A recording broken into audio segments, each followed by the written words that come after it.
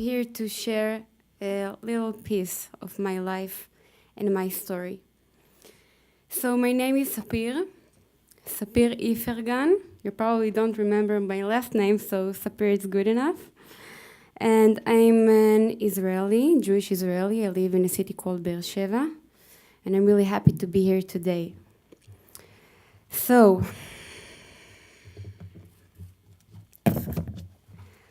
one of my first memories is me sitting next to a brown old table with my cousins next to me and dipping homemade cookies in mint tea while listening to the stories of my grandfather.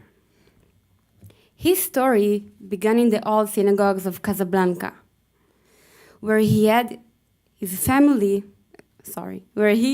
family prayed to reach to the promised land, Israel.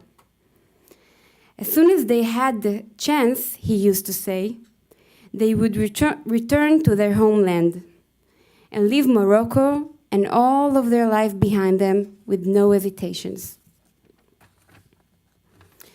They got the chance in 1962. They immigrated to Israel, but they never really left Morocco. After centuries of living side by side with their Muslim neighbors, their culture became a mixture of cultures between the Jewish one and the Arab one. For example, until today, my father listens to the songs of Kulthum, the Egyptian singer, right before he heads up to the synagogue on Friday night, like he used to do with his father as a child.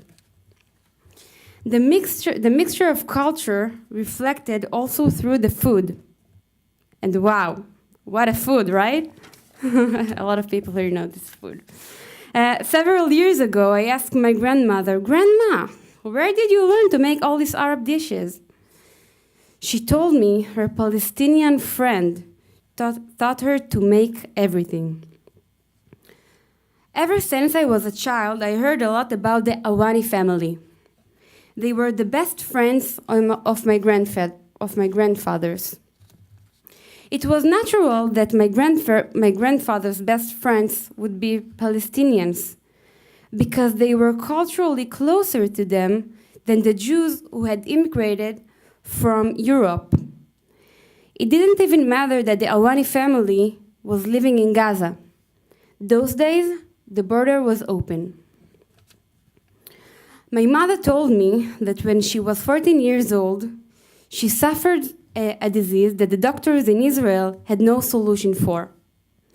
Salah, one of the Awanis, took my mother through the narrow streets of one of the refugee camps in Gaza to a 90 years old healer.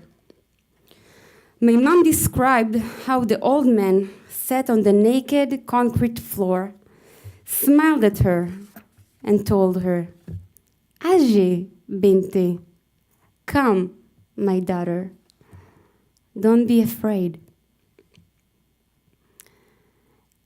A few years later, in the late 80s, the First Intifada began. Violent acts from both sides have increased. The border to Gaza had been closed. The Awani family was afraid that they would be marked as those who cooperate with the enemies. And just like this, the long friendships came to an end. Also, the stories about the Awani family decreased with the years. It's the summer of 2011 now. My entire family, my parents, my sister, my brother, and also my grandma were on their way to Eilat for a holiday. I was a soldier at that time, so I couldn't join them. The morning of August 18th was just another hot summer day in my base. I was on the phone with my mom, and she told me how much fun they had, and that they were heading back to Be'er Sheva, the city where my family lives, around noon.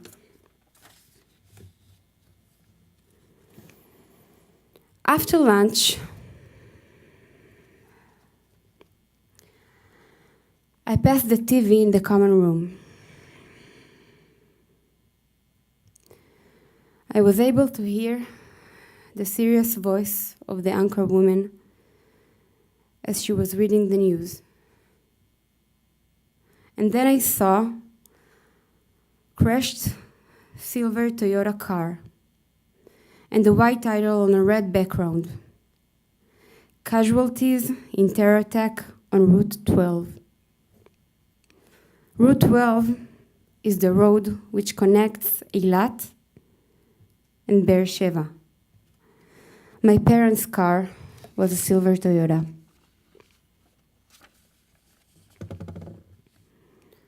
I couldn't speak.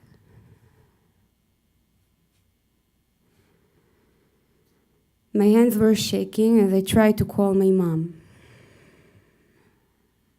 No answer. I called my dad. No answer. I called my grandma, my sister, and still no answer. I tried to call more family members, but everything was chaotic and no one had answers at this time. I got back home, praying to see my family there. But the house was empty. How can I explain the fear which I felt? I don't exactly remember how long it took, maybe a minute, maybe an hour. But suddenly I got a phone call. I heard my mom's voice. She said that the car was shot. But we're okay. It's a miracle.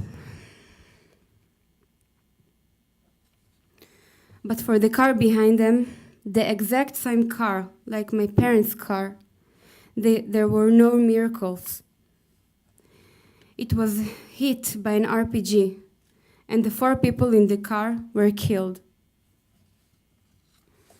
And who knows, maybe one of the terrorists were related to the Awani family. And when he was on the other side of the attack, he didn't know he was threatening my grandmother and my mother. And maybe someone of the Awani family is behind one of Hamas's rocket launchers that aimed toward Israel, toward Be'er Sheva, toward my family, who used to be his. And who knows, maybe one of my family might have participated in an attack on Gaza Strip, which might have destroyed the Awani's home. Almost 6 years have passed since that day, and you probably wonder what has happened to us ever since then. What can one possibly feel after years of fear? We should probably be hateful. But my grandmother does not hate. She still cares and worries for the Awanis when she heard that something happened in Gaza. And my father does not hate. His Palestinian co-workers are still his friends. My mother does not hate. She still remembers the old Palestinian healer. And what about me? One of the important things that I understood is that a lot of us, Israelis and Palestinians, carry on our shoulders heavy responsibility, our family history. As I mentioned, from a young age, I hear about the yearning of my family for the Holy Land. I remember almost in every Jewish holiday, the days when we were a persecuted minority, and how important it is to protect our country so that the Holocaust will never happen again. And also my Arab friends, they remember houses that they never visited, keeping keys to homes that were destroyed many years ago. And it's important to remember our history, who we are and where we came from. But I'm living with strong sense that progress can only come if we all focus much more on our future, not only our past. And the change must come now. The situation cannot stay this way. We all deserve freedom, equality, and security. My friend Aya cannot continue to suffer from discrimination in airports. My friend Katya cannot continue to live under missile threat. My friend Hashem cannot continue to live his life with constant threat of violence against him. I have hope because I know we are more alike than different. Because I know in days past, real friendship between people, regardless of their national affiliation, were common, just as I have experienced here in our NSL group.